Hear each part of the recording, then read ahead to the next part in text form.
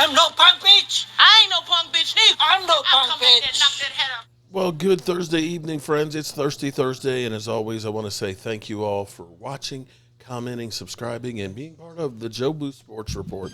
Without you guys, as well as you ladies, you know that this literally does not work. Boy, that's the lighting coming in, the sun's going down and stuff, and it's kind of warms me up quite a bit. You know, it looks like I got a little more color than usual.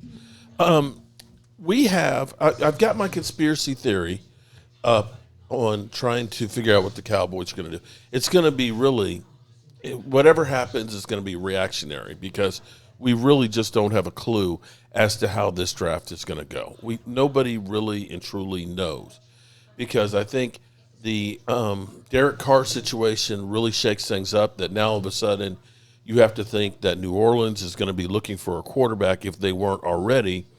And you, of course, know that the Giants have gotten another private workout with Shedeur Sanders. And there's not a lot of quarterbacks to go around in the NFL. And Aaron Rodgers, of course, doing what he's doing, basically saying that, I've got a lot of personal things that are going on, friends, relationships, and things like that. It's kind of like, I'll get to it when I get to it.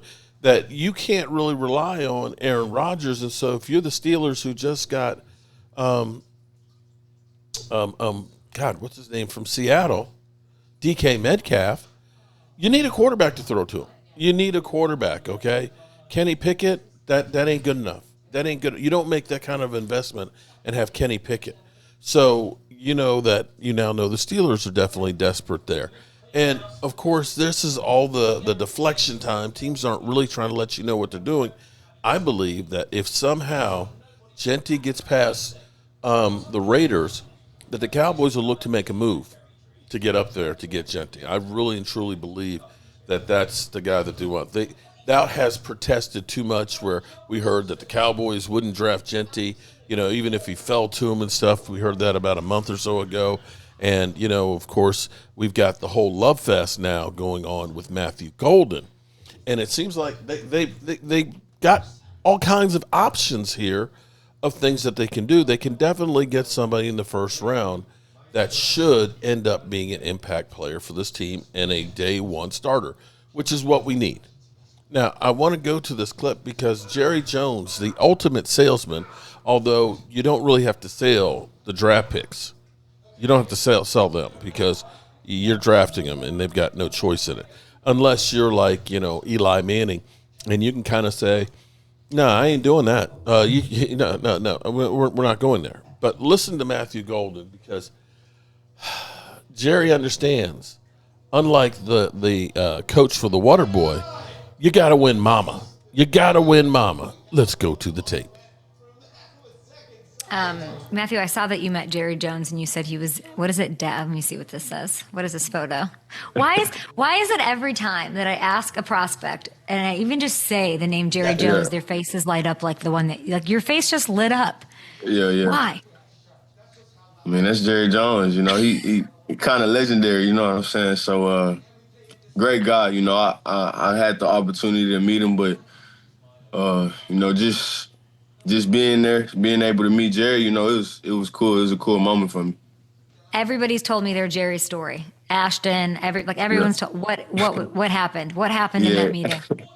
He told me to call my mom, so I FaceTimed her. I think Alicia? He told me to call my mom, so I ended up calling her, FaceTimed her. I was like, I got a surprise for you, and Coach Jerry was talking to her. Coach Jerry. I love that. I like Coach Jerry. I called him Coach Jerry.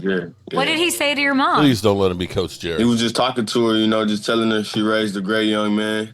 All the hard work paid off, and she did a tremendous job with me. Is it me, or does he look like a baby? A little teeny baby? He's a little baby. God, he looks so young. Or maybe I just look that old.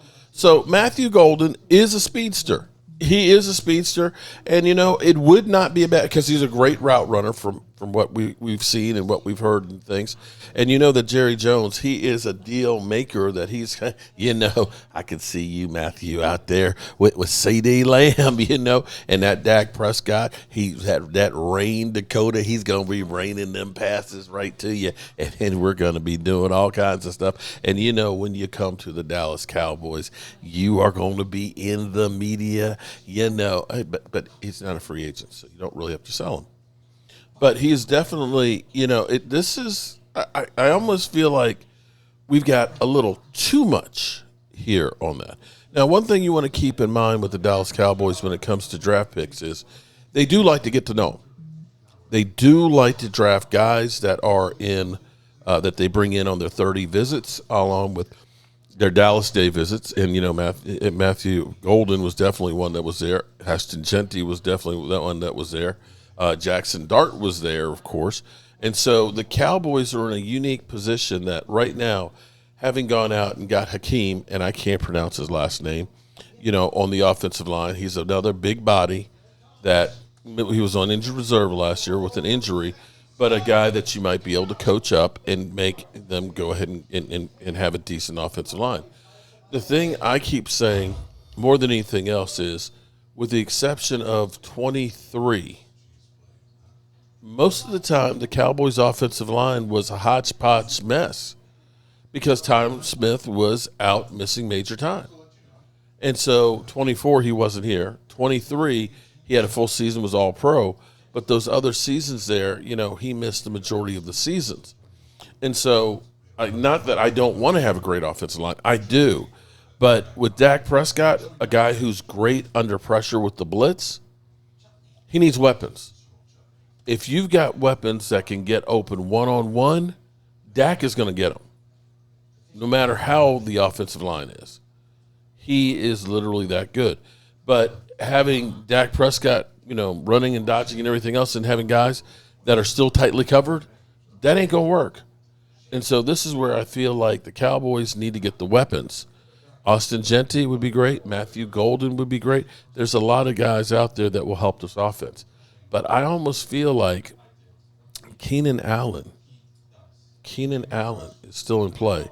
And if this draft starts rolling where all of a sudden Jeanty is dropping a bit, look for the Cowboys to make a move up to try and get him. I think the fact that Stephen Jones is kind of hinting that, I don't see a scenario where we trade up. You don't really want people to know what you're going to be doing. And, maybe you don't see it right now, but you can best believe, let Jeanty get to 7 or 8. And I bet you'll see a path to that happening. All right, you good people, as always, I appreciate each and every one of you guys. And we'll keep you up to speed because right now we'd have Tennessee Titans in 4 minutes from now on the clock. And we are getting close to the NFL draft. Peace. I can't stand it anymore. I've got to get out of here. I've got to get out of here. Calm down. Get a hold of yourself. Stewardess, please let me handle this. I've got to get Calm down. Now get back to your seat. I'll take care of this. Calm down. Calm down. Get a hold of yourself. Doctor, you're wanted on the phone.